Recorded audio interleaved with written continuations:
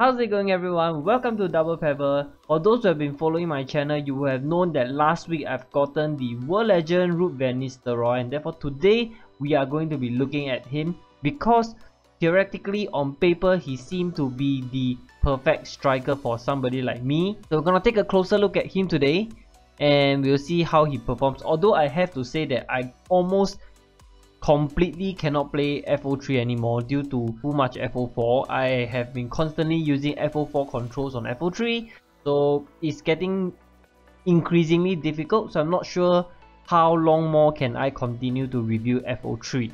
Right, that being said, let's look at Van Nistelrooy's stats. 188, 80 kg, which makes him a target man kind of striker. Crazy strength 95. Stamina is okay. He is not the fastest player. We know Van Nistelrooy lacks a little bit of pace, so he's lacking in that department. In terms of his jump is also not that good. If you compare that to Patrick Kluivert, right, that is actually pretty bad because Patrick Kluivert one was like 93, I think. Agility is also not very good. Balance is good. Dribbling and ball control is also not that good, so that might be a concern. We know the real Ruud Van Nistelrooy is more like a fox in the box kind of player. His short passing is very bad, 79. Then comes all the good stuff. Finishing 97, shot power is 91, heading is 95 of course, and then his volley is 97. Not exactly good shot curve. Penalty is 90. Positioning I'm expecting to be very good, 95. And then his reaction is also 92. That makes him a fox in a box. Styles, I'm not gonna talk about them. He's got 10 of them. All the important ones are in there. His work rate is also not ideal, mid-low. Should have been high-low, I think. And his trait has the all-important power header and the very important finesse shot. Price-wise, not cheap. 7 billion, okay? Currently is 7.5, average 9 billion. Not the cheapest, but also not the most expensive. I see people are selling 100 billion player on the market right now. 7 billion, I'm not sure if it's considered cheap by today's standard because I'm a little bit out of touch with FO3. Do let me know in the comment section. And right now, let's go into the in-game analysis to see how good Ruud Van Nistelrooy is. So he is an absolute true finisher, okay? Extremely ruthless with his finishing, which is exactly the same as his real-life counterpart. So I find that he can really score all sorts of goals, not just headers, long shots as well, placement shots as well, or even those scrappy goals. There was one where Gullit shot and then he just put in the rebound. So he is definitely the type of striker that can convert any chances that come his way. Positioning is also really good. Now this is something we know is the trademark of Van Nistelrooy. Like, he is always at the right place at the right time in the box. This is reflected in the game as well. He positions himself very well in the box.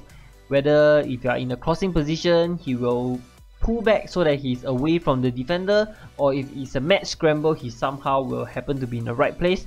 So basically that makes him a very good finisher.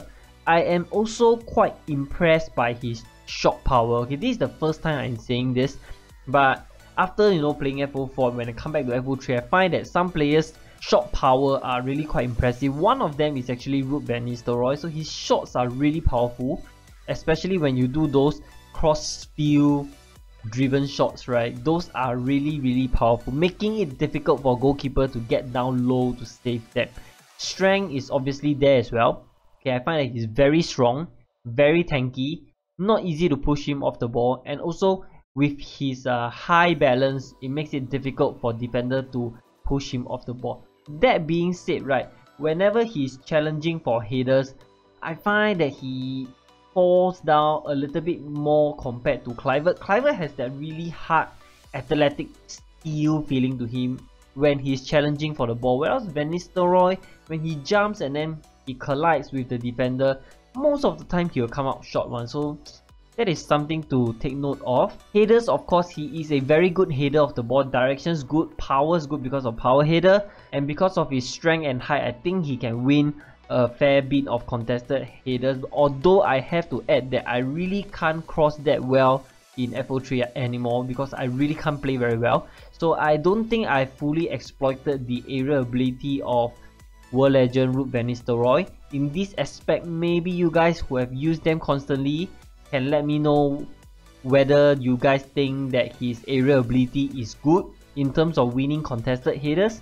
Weakness, he's got one big weakness, right, that really breaks him as a player. It's basically the deal breaker, and that is his short passing. Atrocious at times.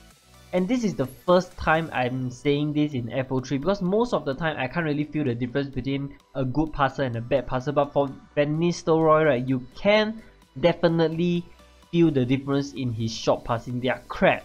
No, and unfortunately this is a big problem, especially against tough opponents, whereby chances are few and far between, and then the few attacking chances you have when you pass the ball to him, he inevitably will pass it away. Not every time, maybe 3 out of 10 times. He will make some really crazily bad pass, you know, like it's a simple A to B kind of pass with no people. He somehow can pass another way one, and it happened a few times for me. So it's definitely not because of the way I control, it's definitely him. So this is a big problem.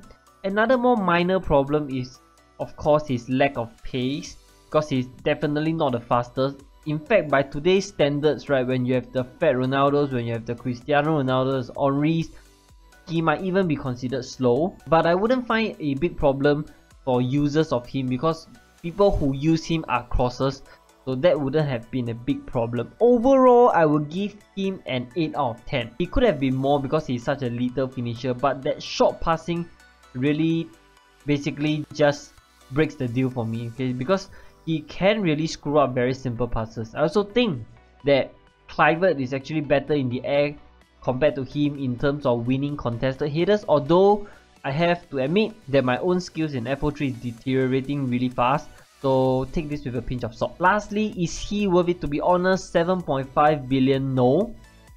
I would still prefer Patrick Kluivert, since I think he is more well balanced, more well rounded. He's got no weakness to him, very lethal as well, good header, good strength, good passing, everything. Whereas Van Nistelrooy's short passing problem basically makes it not worth it for me. Alright, and that is all I have for this review video. Try to review as many players as I can until I completely forget FO3. Alright, so give this video a thumbs up if you enjoy my FIFA Online 3 review videos, and also do subscribe to our channel for more content. Check out our Facebook fan page as well, DoublePebble. The link is in the description, and I'll see you next time.